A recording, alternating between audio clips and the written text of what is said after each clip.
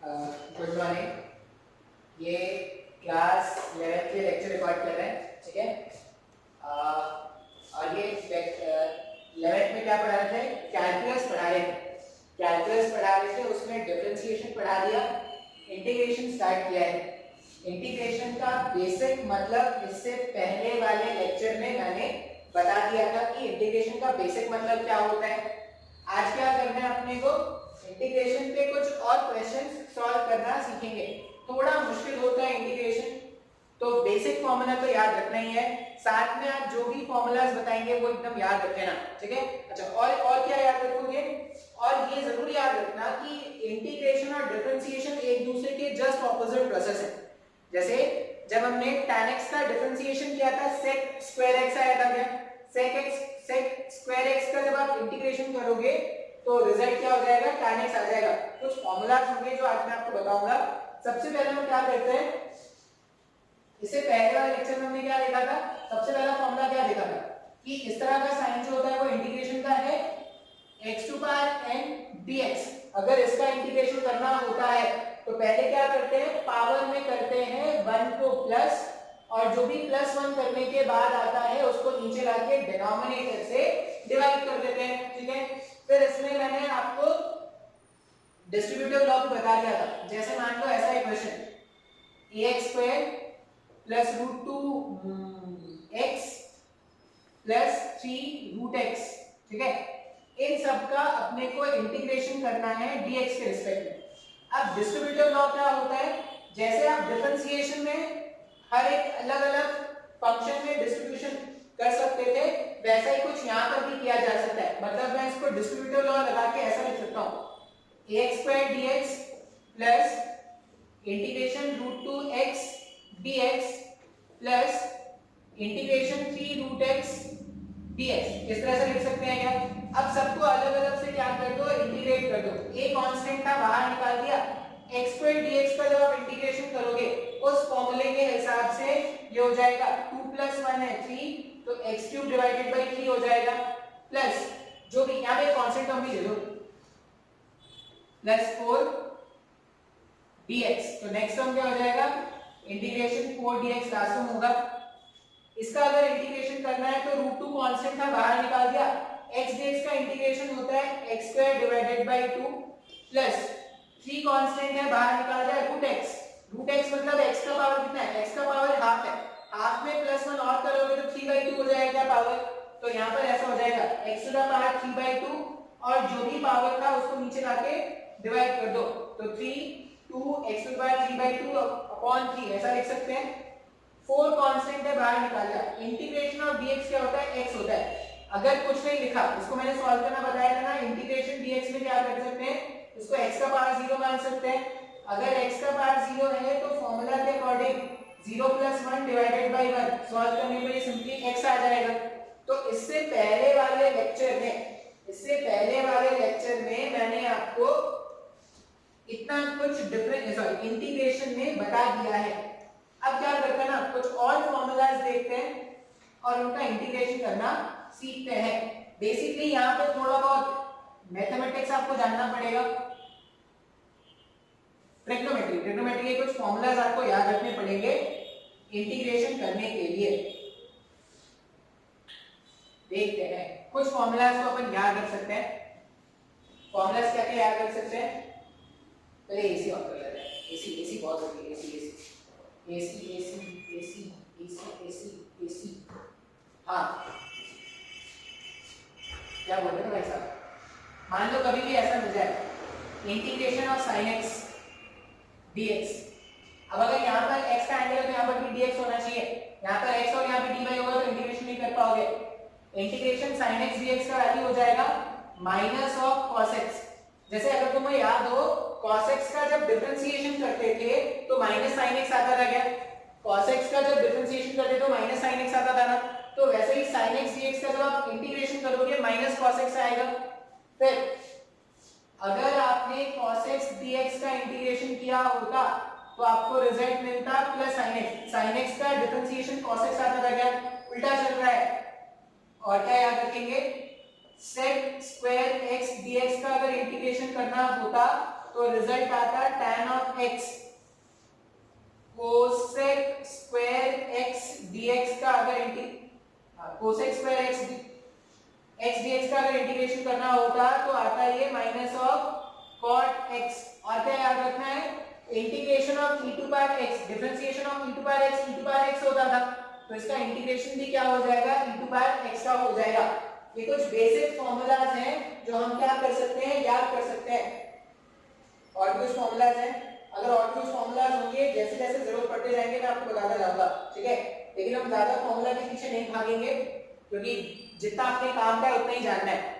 अब मान लो इसमें सिंपल क्वेश्चन ऐसा गिवन है, डिस्ट्रीब्यूटिव लॉ लगा के कोई क्वेश्चन सॉल्व कर लो, ऐसा बोल रहे हैं e to power x integration of e to power x minus of 3 tan square x dx। अब बहुत ही सिंपल है सर जी, ये तो बचपन से समझ में आ रहा है अपने को।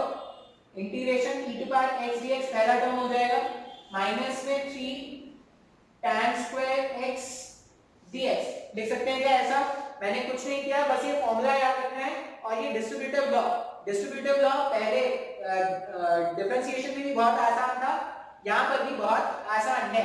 अब पहला आंसर हो जाएगा तुम्हारा e टू पावर x। अच्छा एक और चीज तुमको करना पड़ेगा, पहले बता देते हैं, e to power x minus में 3 tan स्क्वायर x का जब तुम इंटीग्रेशन करोगे तो वो क्या हो जाएगा, tan स्क्वायर x है क्या, tan स्क्वायर x का मुश्किल हो जाएगा, अभी tan स्क्वायर छोड़ दो, ये sec स्क्वायर x है, sec स्क्वायर x है, तो sec स्क्वायर x का डिफरेंशिएशन करेंगे क्या आ जाएगा, tan x। ये हमारे पास क्या हो जाएगा, रिजल्ट हो जाएगा, जो अपने को क्या करना है, याद रखना है। अब जितने भी मैंने क्वेश्चन अभी तक जितने भी क्वेश्चन मैंने तुमको इंटीग्रेशन में कराए हैं ना, सब में कुछ ना कुछ मिसिंग, सब में क्वेश्चन 1 2 3 4 जितने भी क्वेश्चन मैंने तुमको सॉल्व कराए सब अधूरा है। क्यों अधूरा है, कैसे अधूरा है वो समझते हैं, क्यों अधूरा है, क्या अधूरा करना है भाई इसकी लाइफ में। अब जब तक मैं व्हाइट बोर्ड रख करूं तब तक तुम गाने सुन सकते हो, और अलग अलग तरह के गाने भी हैं।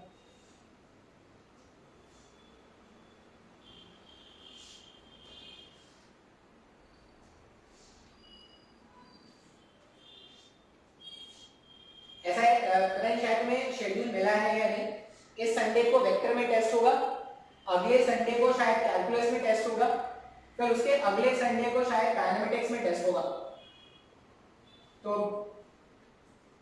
जितना सिलेबस होता जाएगा उस हिसाब से टेस्ट होता जाएगा। अच्छी बात है, देखो टेस्ट बहुत जरूरी भी होता है,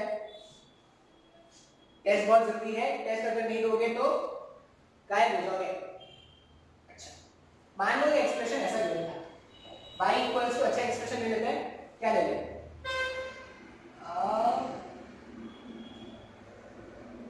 x cube 3x cube by 3, ठीक है x cube by 3 plus x square by 2 plus 4x plus 5। एक एक्सप्रेशन गिवन है y इक्वल्स टू, मतलब अभी मैंने क्या बोला कि जितना भी मैंने इंटीग्रेशन तुम्हें अभी तक सिखाया है ना, सब में कुछ ना कुछ मिसिंग है, सब में कुछ ना कुछ छूटा है। अब क्या छूटा है, उस छूटेपन के बारे में बात करना है। मैंने बोला एक एक्सप्रेशन गिवन है y x cube by 3 plus x square by 2 plus 4x plus 5, ठीक है। हमने क्या बताया कि integration is the opposite process, integration is the opposite process of differentiation। जैसे प्लस का माइनस, मल्टीप्लिकेशन का डिवीजन एंड सो ऑन, उसी तरह इंटीग्रेशन जो है वो क्या है, ऑपोजिट प्रोसेस है डिफरेंशिएशन का। मान लो मेरे पास कोई फंक्शन है, कोई भी x का एक रिलेशन है, मैं उसको क्या करता हूं, डिफरेंशिएट कर देता हूं, बिल्कुल। अब अगर मैंने उसको डिफरेंशिएट किया और डिफरेंशिएट करने के बाद जो रिजल्ट आए, डिफरेंशिएट करने के बाद जो रिजल्ट आए, अगर उसको इंटीग्रेट कर दिया जाए, डिफरेंशिएट किया, डिफरेंशिएट करने के बाद जो भी रिजल्ट आए अगर उसको इंटीग्रेट कर देंगे तो वापस से पहले वाले फंक्शन पे पहुंच सकते हैं क्या? ऐसा क्यों बोल रहे हो सर? क्योंकि अगर आप 2 स्टेप आगे जाके 2 स्टेप पीछे आते हो तो आप वापस उसी पॉइंट पर आ जाते हो। तो इंटीग्रेशन और डिफरेंशिएशन अगर एक दूसरे की जस्ट ऑपोजिट प्रोसेस है, इंटीग्रेशन का मतलब था, सॉरी डिफरेंशिएशन का मतलब अगर आगे जाना है तो इंटीग्रेशन को पीछे आना मान सकते हैं। तो अगर मैंने बोला कि मैं एक स्टेप फॉरवर्ड गया और मैं एक स्टेप पीछे आ रहा हूं, मतलब मैं वापस से उसी पॉइंट पर आ गया जहां से मैंने स्टार्ट किया था। तो ऐसा कुछ यहां पर भी होना चाहिए। और अगर ऐसा नहीं होगा, अगर मैंने एक स्टेप आगे जाके एक स्टेप पीछे लिया और मैंने स्टार्ट किया था मुंबई से एक स्टेप आगे जाके, अगर मैं वापस एक स्टेप पीछे आने अगर मैं दिल्ली में आ गया, मतलब दोनों जो प्रोसेस थे वो अलग अलग हो गए क्या? फिर ये जो स्टेटमेंट लिख रहे थे हम कि integration is the opposite process of differentiation, वो गलत हो जाता है। अब इसको क्या करना है? वेरीफाई करना है। तो वेरीफाई करते हैं, एक एग्जांपल से वेरीफाई करते हैं। मेरे पास एक्सप्रेशन है y = x³/3। अगर मैं लिखूं y डैश का मतलब है इसको dy/dx फाइंड कर रहे हैं। ऐसा मैंने मैक्सिमम मिनिमम बताया है। y डैश क्या होता है? तो y डैश अगर आप इसका डिफरेंशिएशन करोगे तो ये हो जाएगा 3x³/3, सॉरी 3x² ऐसा कुछ होगा क्या? जो भी पावर होता है वो सामने मल्टीप्लाई होता है और पावर में -1 करते हैं डिफरेंशिएशन। y डैश कर रहे हैं मतलब डिफरेंशिएशन कर रहे हैं। प्लस नेक्स्ट टर्म क्या हो जाएगा? 2x/2 प्लस 4x का जब डिफरेंशिएशन करोगे तो 4 आ जाएगा। 5 क्या था? कांस्टेंट था, डिफरेंशिएशन करेंगे तो रिजल्ट आ जाएगा 0। लिखने की जरूरत नहीं है, आप चाहो तो गायब कर सकते हो। 3 से 3 गायब, 2 से 2 गायब, तो मेरे पास y डैश का वैल्यू आ रहा है x² + x + 4। अब ये जो y डैश आया है ना, मान लो मैं इस y डैश को इंटीग्रेट कर दूं dx के टर्म्स में, तो ये स्टेटमेंट तभी सही होगा जब मैं वापस से इसको सॉल्व करने पर मुझे वापस से ये मिल जाए तो मैं मानूंगा ना ये स्टेटमेंट सही है। पता है लोगों ने वो जो टाइम मशीन की बातें सुनी होगी, एक मीम्स भी चल रहा था कि if you have time machine then what will you do, एक मीम्स ऐसा चल रहा था कुछ टाइम पहले। रिया चक्रवर्ती से पहले की एक दुनिया थी, तो रिया चक्रवर्ती ने बिल्कुल नई दुनिया बना दी है, लेकिन उससे पहले भी लोग खुश होते थे, उससे पहले भी मीम्स शेयर होते थे। अब अलग बात है, कुछ अलग तरह के मीम्स चल रहे हैं, जीडीपी पे मीम्स बन रहे हैं, लेकिन उससे पहले भी कुछ मीम्स थे जो चल रहे थे। मीम्स जो भी मीम्स मेकर है ना, they are the most creative people. मेरे को लगता है वो उनकी अंडरस्टैंडिंग, उनकी समझ अलग लेवल की है। वो कहीं से भी किसी भी चीज को रिलेट करके आपको मजा आ सकता है। तो दे आर द रियल कलाकार्स और salute to them. y dash dx, अब इसको अगर मैं सिंपलीफाई करूं तो y डैश मेरे पास क्या है? y डैश मेरे पास x² + x + 4 और इसका इंटीग्रेशन करना है dx के टर्म्स में। अब डिस्ट्रीब्यूटिव लॉ तुम जानते ही हैं, डिस्ट्रीब्यूटिव लॉ तुम जानते हैं, तो ये हो जाएगा x² dx integration x dx integration 4 dx integration. Solve करना स्टार्ट कर दो सर जी। पहला टर्म आ जाएगा पावर 2 था, +1 कर दो x³/3, दूसरा टर्म आ जाएगा x²/2 + 4x। मैच किया क्या?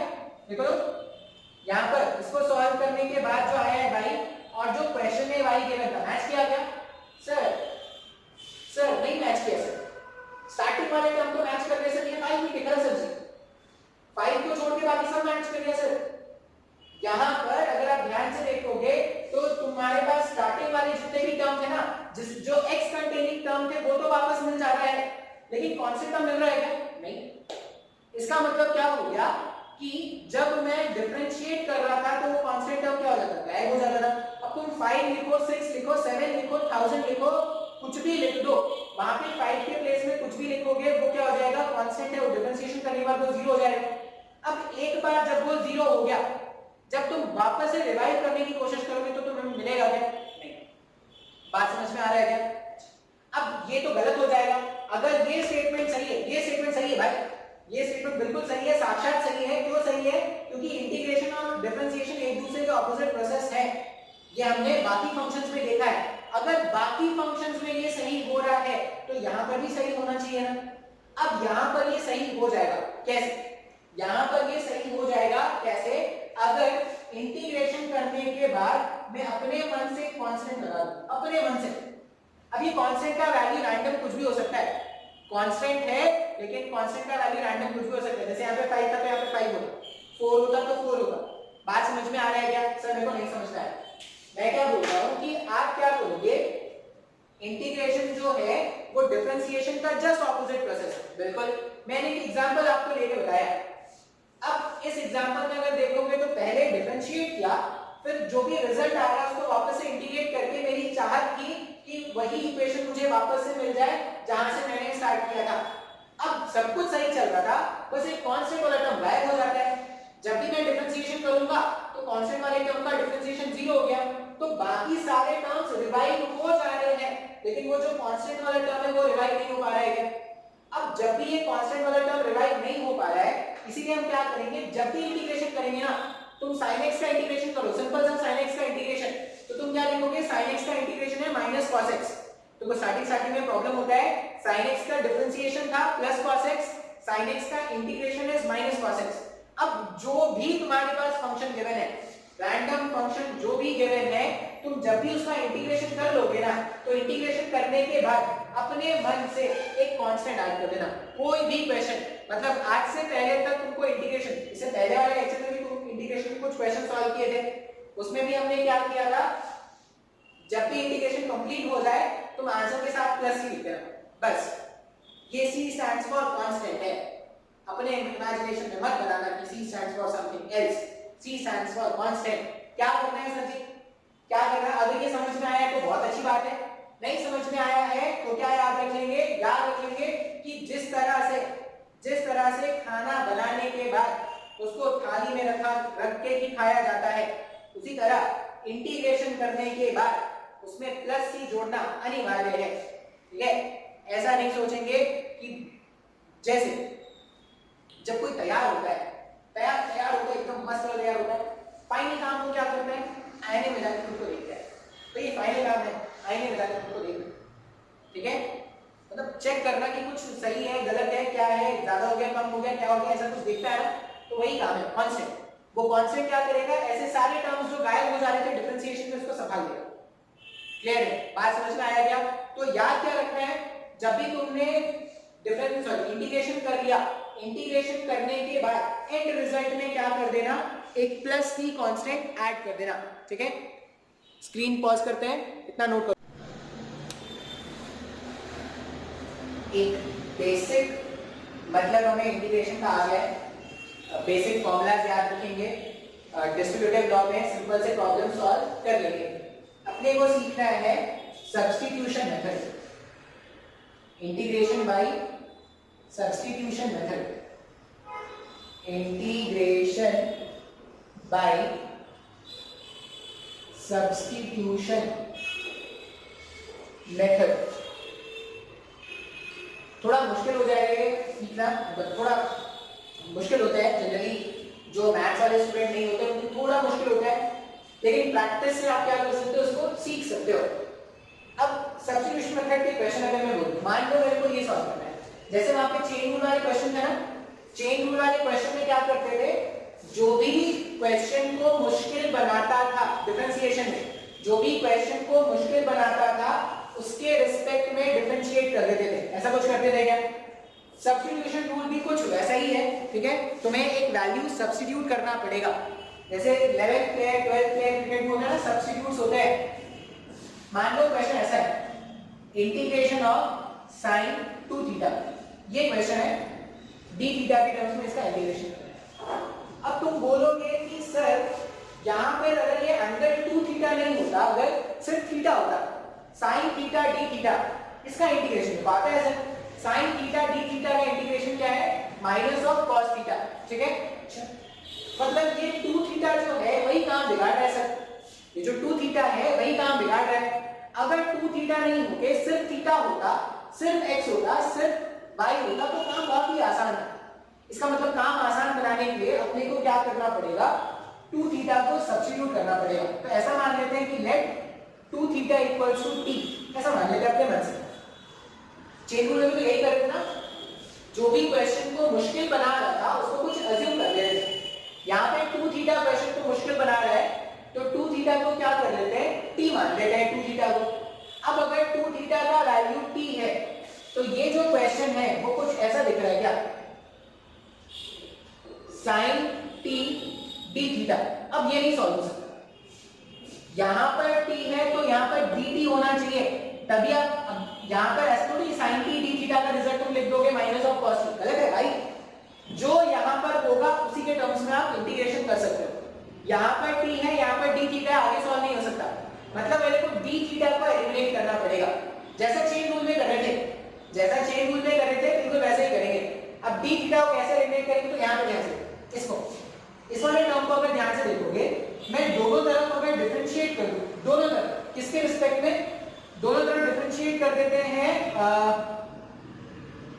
किसके रिस्पेक्ट में करते हैं, थीटा के रिस्पेक्ट में कर देते हैं दोनों तरफ डिफरेंशिएट। दोनों तरफ अगर थीटा के रिस्पेक्ट में डिफरेंशिएट कर दिया जाए तो d अपॉन d थीटा ऑफ 2 थीटा और ये dt अपॉन d थीटा लिख सकते हैं क्या, 2 कांस्टेंट है बाहर निकाल दो, d theta upon d theta equals to dt upon d theta लिखा जा सकता है क्या, d अपॉन d थीटा और थीटा 1 होता है।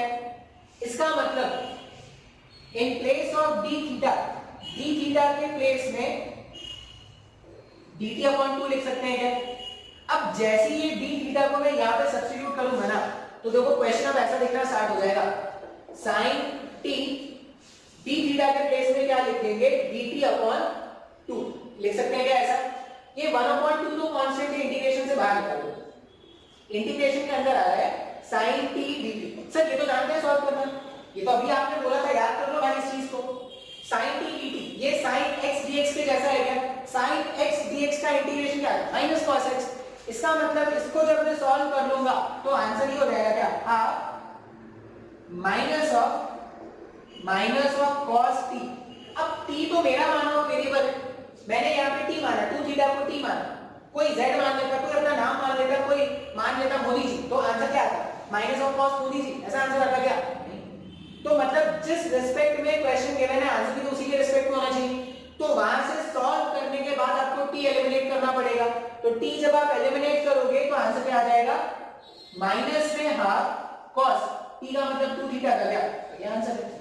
सर नहीं आया समझ, आया नहीं समझ में सर, कभी नहीं आया समझ में, आपने क्या कर दिया सर।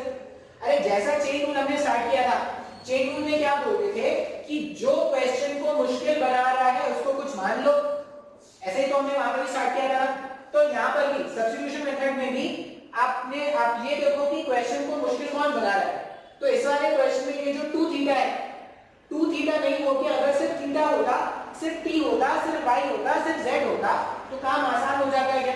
तो मैंने 2 थीटा को क्या कर लिया, t मान लिया, 2 थीटा को अगर t मानेंगे तो क्वेश्चन क्या बन जाएगा, क्वेश्चन ऐसा लिखना स्टार्ट हो जाएगा, sin t d थीटा, ये क्वेश्चन लिखना स्टार्ट हो गया।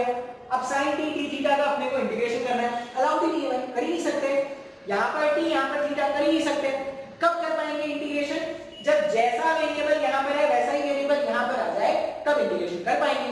तो d थीटा को भगाना है, अब कैसे भगाएगा, कैसे भगाएगा, d थीटा भगाना तो बहुत जरूरी है, बिना भगाए इंटीग्रेशन हो नहीं पाएगा। इंटीग्रेशन से उसको भगाने के लिए हमने जो माना था 2 थीटा को t, इस इक्वेशन को दोनों तरफ मैंने क्या कर दिया, थीटा के टर्म्स में डिफरेंशिएट कर दिया।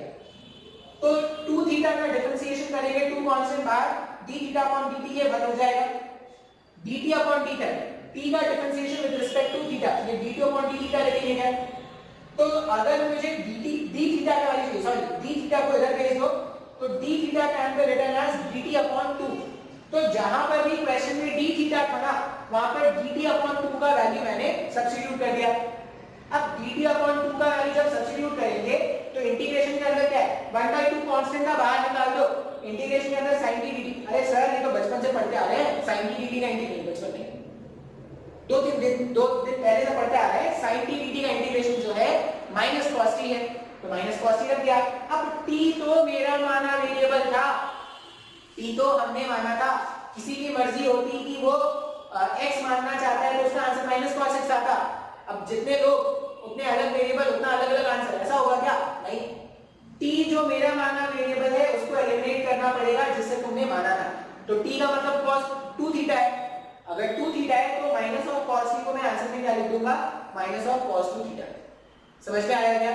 अगर ये समझ में आया है तो एक क्वेश्चन मैं आपको बोलूंगा, आप खुद से प्रैक्टिस करो। अभी मैं एक एग्जांपल दे रहा हूं, वो एग्जांपल आप खुद से ट्राई करना, ठीक है? जब तक मैं व्हाइट बोर्ड रख कर क्वेश्चन में चाहो तो बता ही सकता हूं। मान लो क्वेश्चन ऐसा है, integration of cos theta by 2, simplify करो, सॉल्व करो, integration of cos theta by 2। अगर समझ में आया है तो खुद से कर सकते हो, बहुत ही आसान है। Integration of cos theta by 2 d theta, कसम तुम्हें इस मिट्टी की, खुद से ट्राई करेंगे। अभी क्या हो गया है, वो कंगना रनौत, उसको बोल दिया गया कि मुंबई से तुम भागो, अलग लेवल की पॉलिटिक्स चल रही है। सुशांत सिंह राजपूत के पीछे वो अपनी पॉलिटिक्स चमका रही है, जनता कहे वैसे भी उसका खत्म होने को आ गया है, तो वो सोच रही क्या करते हैं, पॉलिटिक्स में जुड़ जाएंगे, तो एक दूसरे को गाली दे रही है। वहां पे पागल तो पहले से बैठे हैं, संजय रावत या अजय रावत, पता नहीं कौन सा था, पागल पहले से बैठे हैं, एक और पागल आ गया। न्यूज वाले इससे ज्यादा पागल, और सबसे ज्यादा पागल जो ये सब देख रहे हैं। अरे अपना काम करो भाई, ये सब बेकार का काम ये फालतू करते रहते हैं। देखते हैं, सॉल्व करते हैं, क्वेश्चन सॉल्व करते हैं। cos थीटा बाय 2, अब बोलोगे सर एक थीटा बाय 2 नहीं देखे ना, आपने सिर्फ t बोला होगा ना, क्वेश्चन बहुत ही आसान है। इसका मतलब इस बार क्या मानेंगे, थीटा बाय 2 को t मानेंगे क्या, थीटा बाय 2 को क्या मान लेंगे, t। अगर थीटा बाय 2 हमारे पास t है तो क्वेश्चन क्या लिखना स्टार्ट हो जाएगा, क्वेश्चन ऐसा लिखना स्टार्ट हो जाएगा, integration of cos t d theta. अब बोले सर कहां सॉल्व कर पाओगे, यहां पे t, यहां पे d थीटा, कहां से सॉल्व कर लोगे? तो सॉल्व करने के लिए फिर से क्या करेंगे, इस वाले स्टेप से निकालेंगे d थीटा का वैल्यू। यहां पर थीटा को 2 टाइम्स ऑफ t लिखा जा सकता है क्या, दोनों इस पूरे इक्वेशन को थीटा के टर्म्स में डिफरेंशिएट कर दो, यहां पर आ जाएगा d थीटा और यहां पर आ जाएगा 2 टाइम्स ऑफ d। पूरे इक्वेशन को थीटा के टर्म्स में डिफरेंशिएट कर दो, यहां पर आ जाएगा d थीटा और इधर आ जाएगा 2 टाइम्स ऑफ d। अब d थीटा का जो भी वैल्यू आया ना, वो यहां पे लाके सब्स्टिट्यूट कर दो, तो क्वेश्चन क्या लिखना स्टार्ट हो जाएगा, cos t, 2 बाहर निकाल दो dt, 2 कांस्टेंट है, इंटीग्रेशन से बाहर निकाल सकते हैं, इंटीग्रेशन के अंदर आ रहा है cos t dt। सर ये तो अभी आपने बताया था, cos t dt का इंटीग्रेशन जो है वो sin t है क्या, तो इसको जब आप सिंपलीफाई कर लोगे तो 2 बाहर और sin t। अब t तो मेरा माना वेरिएबल है, t मेरा माना वेरिएबल है, मतलब t को एलिमिनेट करेंगे तो t के प्लेस में क्या रख देंगे, t के प्लेस में वापस से थीटा बाय 2 रख दोगे, आंसर आ जाएगा। तो 2 times of sin theta by 2 हमारे पास आंसर हो गया। तुमको नहीं तसल्ली लग रहा है, तुमको लग रहा है कि नहीं सर ये तो बहुत ही आसान था, आपने आसान एंगल ले लिया, cos 7/5 theta d theta. Sir इसका सॉल्व करके बताओ सर, आप तो पहले आसान एंगल ले रहे हो और फिर बोल रहे हो कि ये बहुत ही आसान है। cos 7/5 थीटा d थीटा, इसका आपको बोला गया है इंटीग्रेशन करने दो, फिर से स्टार्ट तो वही करेंगे। मुश्किल कौन बना रहा है, मुश्किल बना रहा है 7/5 थीटा, तो जो मुश्किल बना रहा है उसको क्या करो, कुछ अज्यूम कर लो, उसको कुछ से ट्राई करो, सबका आंसर आएगा। 7/5 थीटा को कुछ अज्यूम कर लो और d थीटा dt एलिमिनेट करो और सिंपली आंसर लिखो। तुम जब इसको सॉल्व करोगे ना, आई होप तुमने सॉल्व कर लिया होगा, जब इसको तुम सॉल्व करोगे तुम्हारा आंसर ऐसा आएगा, 5/7 और cos थीटा का इंटीग्रेशन क्या होता है, cos थीटा का इंटीग्रेशन होता था sin थीटा। एंगल में कोई फर्क नहीं पड़ेगा, एंगल अभी भी उतना ही रहेगा जितना पहले था, 5/7 sin 7/5 थीटा। अब बोलोगे सर आपने बिना सोचे समझे देख के कैसे आंसर दिया, हम तो सॉल्व करने के लिए आंसर नहीं ले आ पाए और आपने देख के आंसर दिया। तो मैंने क्या किया, मैंने यहाँ पे कुछ देखा और वो मेरे को पुरानी बातों से रिलेट होता हुआ समझ में आया। कैसे, अभी जो बोलूंगा एकदम ध्यान से समझना है। मान लो ये इसका इंटीग्रेशन करते हैं, d/dt of sin 2t, d/dt of sin, ध्यान से समझना, sin 2t का अगर मुझे डिफरेंशिएशन करना है तो चेन रूल से करना पड़ेगा क्या, क्योंकि sin एक अलग फंक्शन है, 2t एक अलग फंक्शन है। चेन रूल से अपन क्या करेंगे, इसका डिफरेंशिएशन करेंगे। कैसे डिफरेंशिएट करते थे, sin 2t का पहले डिफरेंशिएशन करना पड़ेगा। इसको मैं ऐसा लिखूंगा ना, d upon b of 2t of sin 2t into d of 2t upon dt, ये लिखना पड़ेगा क्या। पहला टर्म d अपॉन d 2t और sin 2t, ये टर्म आ जाएगा sin का जो डिफरेंशिएशन होता है वो cos 2t हो जाएगा। d upon dt of 2t, 2 constant बाहर निकाल दोगे तो 2 सामने आके मल्टीप्लाई हो जाएगा, t का डिफरेंशिएशन तो 1 होता है। ये मेरे पास रिजल्ट आ गया, बात समझ में आया क्या। अच्छा, अभी इंटीग्रेशन करना है sin 2t का, sin 2t का इंटीग्रेशन करना है, पहला क्वेश्चन। अब जैसा यहां पर आपने किया ना, उसी का उल्टा सोचो, जैसा यहां पे आपने किया उसका उल्टा सोचो। जब sin 2t का डिफरेंशिएशन करते थे, एंगल के साथ जो भी मल्टीप्लाई होता था वो सामने आके मल्टीप्लाई हो जाता था क्या। जैसे sin 2t का इंटीग्रेशन क्या है, 2 cos 2t, एंगल नहीं बदलता, इंटीग्रेशन डिफरेंशिएशन में एंगल नहीं बदलता, एंगल वही रहता है। sin 2t का जब मैंने डिफरेंशिएशन किया तो sin का इंटीग्रेशन होता है cos 2t, और ये 2t के कारण क्या हो जाएगा, एक 2 बाहर आ जाएगा क्या। उसी तरह मैं ऐसा बोलता अगर कि मुझे sin 10t का इंटीग्रेशन करना है, sin 10t का डिफरेंशिएशन करना है, sin थीटा का डिफरेंशिएशन क्या होता है, cos थीटा, तो sin 10t का डिफरेंशिएशन क्या लिखा है, sin का डिफरेंशिएशन लिख देते cos 10t, और जो भी एंगल के साथ मल्टीप्लाई है वो सामने आके मल्टीप्लाई हो जाता है क्या। यहां पे उल्टा सोचो, यहां पर क्या हो रहा है, एंगल का डिफरेंशिएशन करो, सॉरी इंटीग्रेशन करो, sin 2t का इंटीग्रेशन क्या होता है, सर ये तो माइनस cos 2t होता है, एंगल तो नहीं बदलता, एंगल को बिना बदले आप आंसर लिख दो माइनस cos 2t। अब यहां पर एंगल के साथ जो मल्टीप्लाई होता था वो बाहर आता था, बाहर आके मल्टीप्लाई होता था, यहां पर एंगल के साथ जो मल्टीप्लाई है उसको नीचे लाके डिवाइड कर दो, बस ये आंसर। अब तुम देखो यही आया था, मेरा पहला क्वेश्चन का आंसर यही था।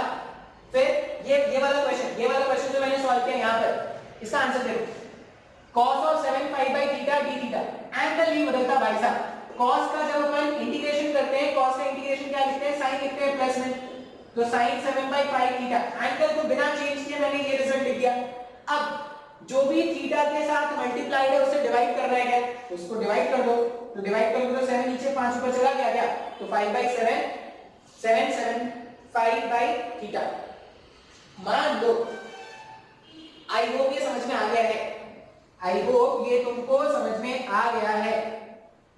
और क्वेश्चन देख लेते हैं। अब इस तरह का इंटीग्रेशन बहुत काम में आएगा जब हम आगे जाके कभी एसएचएन चैप्टर पढ़ेंगे ना, सिंपल हार्मोनिक मोशन चैप्टर कभी पढ़ेंगे तो आगे ये बहुत काम आने वाला है। डिफरेंशिएशन में सामने लाके मल्टीप्लाई करेंगे और इंटीग्रेशन में उसको नीचे ले जाके डिवाइड कर देंगे।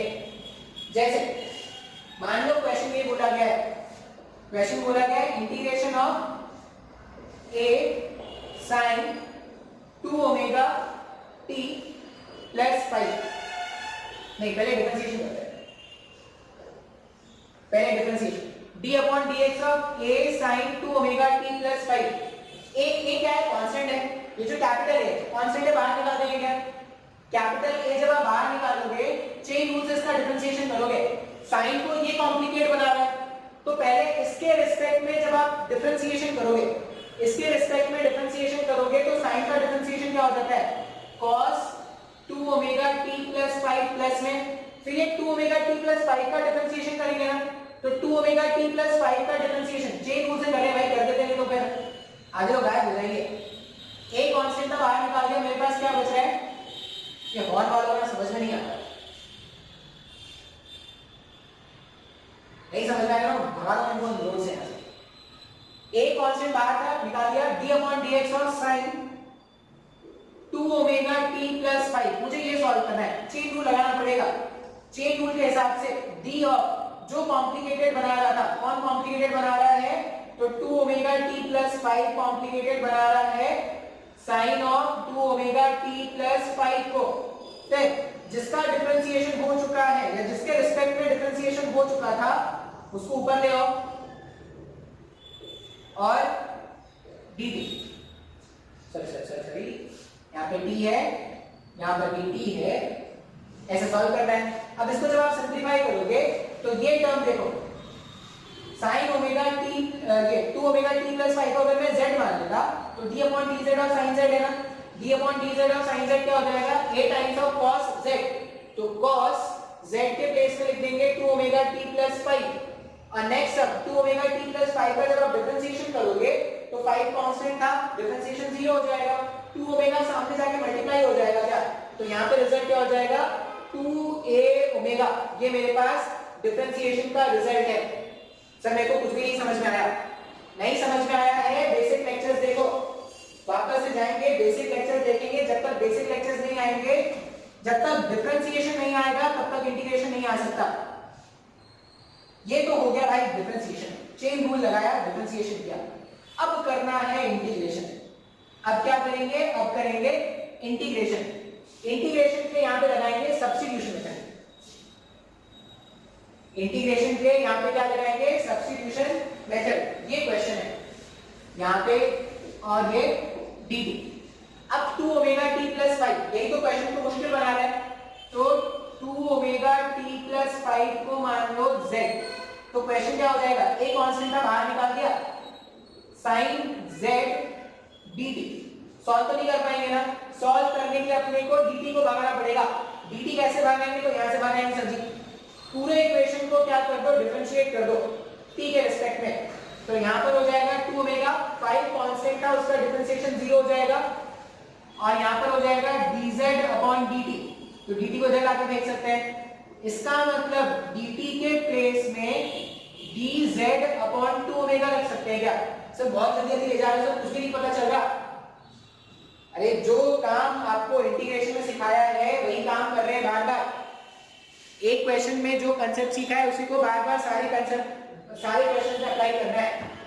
यहां से dt का वैल्यू निकालोगे तो dz अपॉन 2 ओमेगा हो जाएगा, तो ये जो क्वेश्चन था, क्वेश्चन अब क्या लिखना स्टार्ट हो जाएगा, क्वेश्चन ऐसा लिखना स्टार्ट हो जाएगा, a कांस्टेंट बाहर, इंटीग्रेशन के अंदर sin z dt के प्लेस में क्या करेंगे dz, और ये 2 ओमेगा नीचे लाके डिवाइड कर दो, सर ये तो सॉल्व किया जा सकता है, a upon 2 omega, sin z का differentiation is minus of cos z, और z का मतलब क्या है, z का मतलब है 2 ओमेगा t प्लस 5, सॉल्व किया, ये आंसर हो गया।